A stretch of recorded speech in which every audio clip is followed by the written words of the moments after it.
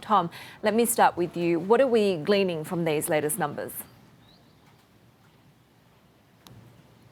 So 508 new cases out of China today. So you're looking at a total now in terms of infection rates here in China at 77,658. In terms of the death rate, you're looking at 2,663 people have now died in total in China throughout the course of this virus. Now let's zero in on those additional cases. 508 for today. That compares to 409 for yesterday. So an increase in the numbers, as you said, but still it does continue to suggest that there is a moderation now in terms of the infection rate in China, at least if you do believe the data coming out of the government there. We have, of course, had the warnings from experts that as some of the travel restrictions are removed in some of these provinces and people are encouraged to go back to work, you could see an additional spike in infections. So that is the warning. The World Health Organization, interestingly, yesterday saying that if China hadn't implemented some of these very draconian restriction measures that you've seen put in place in Hubei and other provinces, then you could have seen tens, maybe hundreds of thousands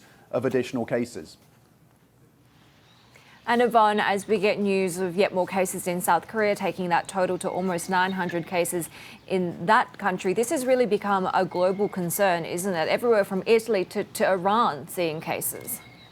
Yeah, and the concern now is that this outbreak outside of China is going to spark a second peak in this epidemic. You mentioned the latest numbers out of Korea. Now that we're hitting close to 900 now, that means that's going to be the biggest outbreak outside of China and even surpassing Japan if you include those infected cases on that Diamond Princess cruise ship. So that is significant. At least 8 deaths have been reported in South Korea right now. And you have more than a dozen or so countries that have issued tighter travel restrictions for people that are traveling from South Korea. Japan, we also heard from the finance minister, Taro Aso, in the last couple of minutes saying no new economic measures for now when it comes to the response to this virus. This was after local media was citing that perhaps they would implement some new measures. They're saying they're still monitoring the effects of what they currently have in terms of fighting this outbreak.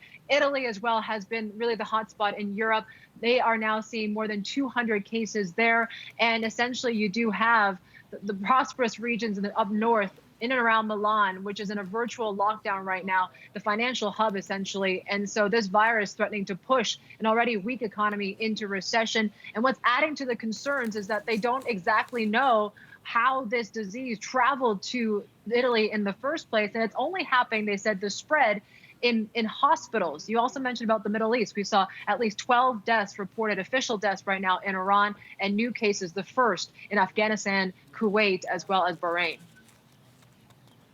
Tom, meanwhile in Beijing, this has finally forced the postponement of the MPC.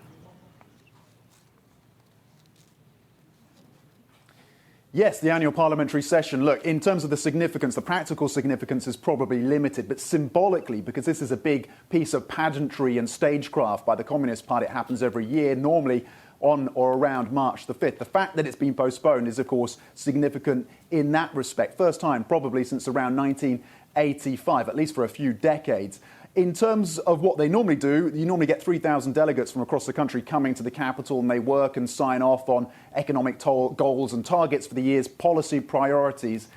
Of course, there was concern that having all those officials travelling from across the country to the capital potentially raise the risk of the virus being spread here. And of course, President Xi Jinping, just in the last few days, has said that one of his priorities and his government's priorities is ensuring that Beijing is secure from any additional outbreaks. And you've seen 69 people already in one district quarantined because they came in contact with a local official there. So there's very much concern amongst President Xi and his team to ensure that Beijing is relatively isolated from this virus because, of course, it is the beating heart of control and Communist Party governance here. In terms of some of the broader implications, some of the China analysts have been looking and listening and reading through some of the commentary from President Xi over the last few days. And their view is, looking longer term, is that this may prove a new chapter in terms of governance here in China. You may see a doubling down by President Xi and his team around the centralization of power. And so that potentially has implications, obviously, for China, but also China's relationship with the West.